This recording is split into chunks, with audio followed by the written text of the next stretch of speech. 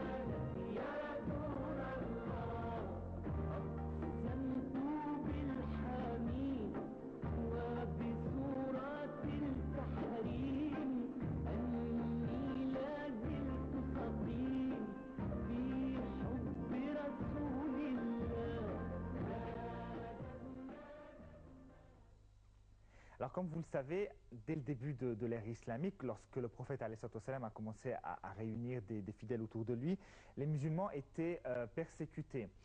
Euh, vous vous dites, mais comment ça se fait? Pourquoi est-ce que leur Seigneur ne les a pas défendus? Vous savez, dans la mentalité islamique, il ne faut pas l'oublier pour les musulmans, et je vous le dis pour ceux qui ne sont pas musulmans, dans la mentalité de l'islam, persécuter ne veut pas dire colère, ne veut pas forcément dire colère de Dieu, c'est aussi une épreuve. C'est-à-dire que Dieu veut éprouver sa créature, le croyant, à quel point il est capable de l'aimer, à quel point il est capable de supporter, de supporter toutes les épreuves, tous les commandements de Dieu. Dieu récompense, mais Dieu châtie en même temps. Comme il peut châtier, il peut récompenser encore davantage. Et donc, la persécution des croyants, c'était, si vous voulez, Dieu qui voulait éprouver leur foi. Alors, est-ce que vous êtes rentré comme ça par curiosité? Est-ce que vous croyez vraiment à cette religion qui s'appelle l'islam, qui est la religion de Dieu? Enfin, lorsque les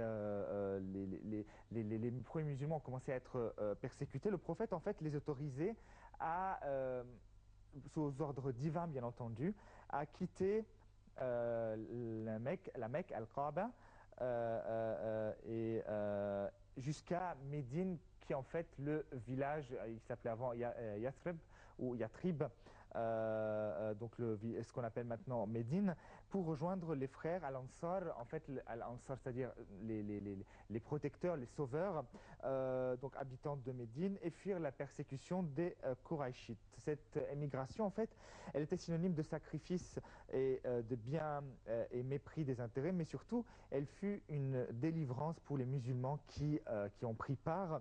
Néanmoins, il fallait s'attendre aussi à être pillés, capturés, à périr, puisqu'en fait, au départ, les Koraïchites ne s'étaient pas rendus compte de ce qui s'est passé. Puis, quand ils se sont rendus compte, ils ont arrêté les vagues donc de migrants vers Médine et les ont persécutés.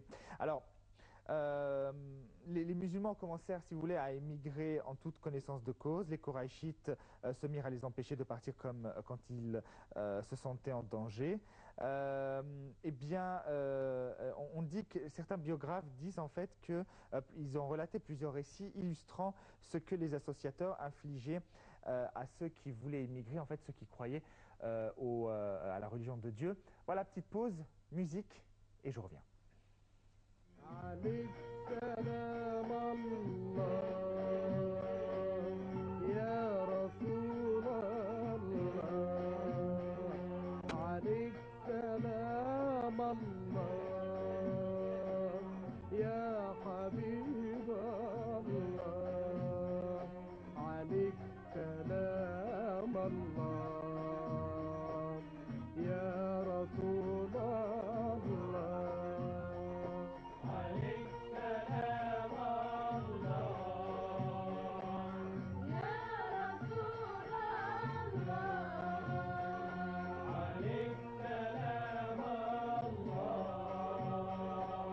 يا رسول الله عليك سلام الله يا رسول الله عليك سلام الله يا نور عرش الله الله يا عريض الجاه يا خير خلق الله الله عليك سلام الله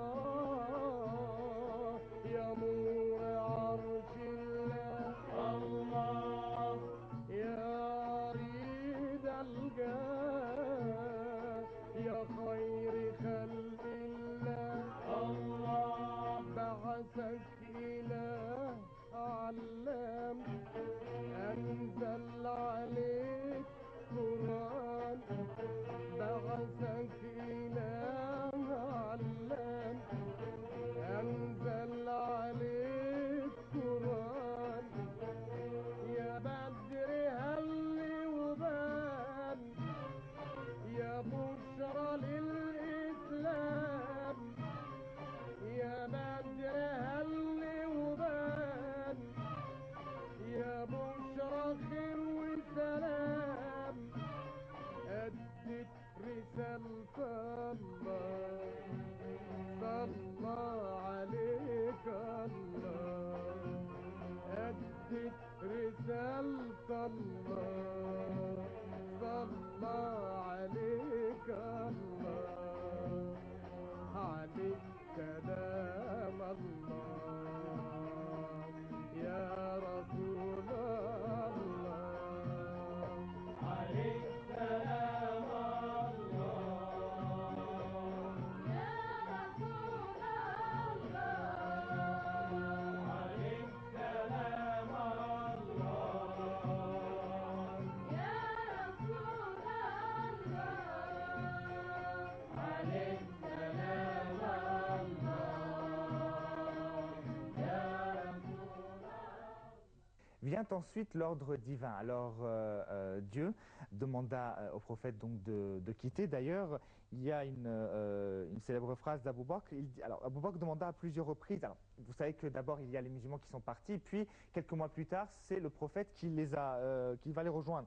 Alors Abou Bakr en fait demande à maintes reprises au prophète l'autorisation d'émigrer, et celui-ci répondait, donc le prophète répondait: patiente, peut-être qu'Allah te donnera un compagnon de voyage. Abu Bakr espérait que ce compagnon soit le messager d'Allah, donc Sayyidina Muhammad alayhi salatu wassalam.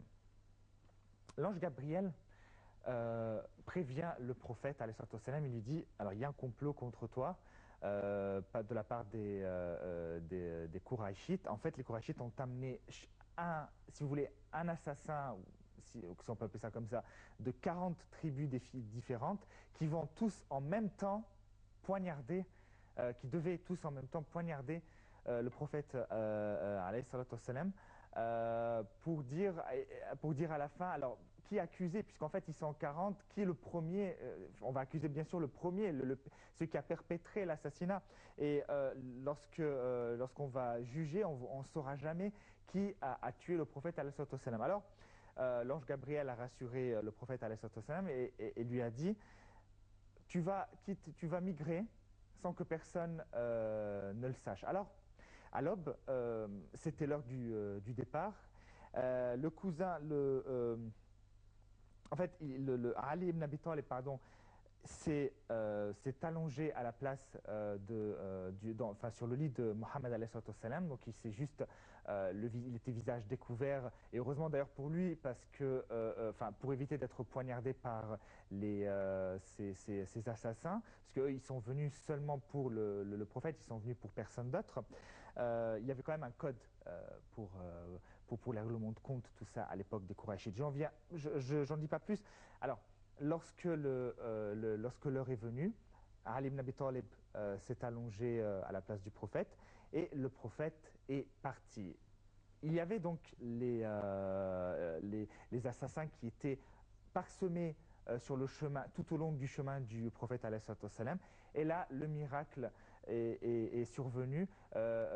Dieu a demandé au prophète de prendre un petit peu de sable et de le parsemer, si vous voulez, de le répandre dans l'air.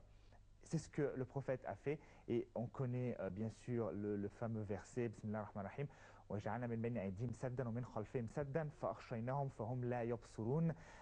Il y avait un barrage à leur droite, et un barrage, nous avons fait un barrage, si vous voulez, comme un voile pour les empêcher de voir de leur côté droit. Nous avons fait un voile de leur côté gauche, et nous les avons hypnotisés, et ils ne voyaient pas. C'est-à-dire que eux, le prophète était bien devant eux, il l'avait devant les yeux, mais ils étaient comme paralysés, hypnotisés justement par ce voile. Le prophète a pu passer tranquillement, prendre son compagnon Abu Bakr Siddiq, continuer la route jusqu'à Yathrib ou Médine.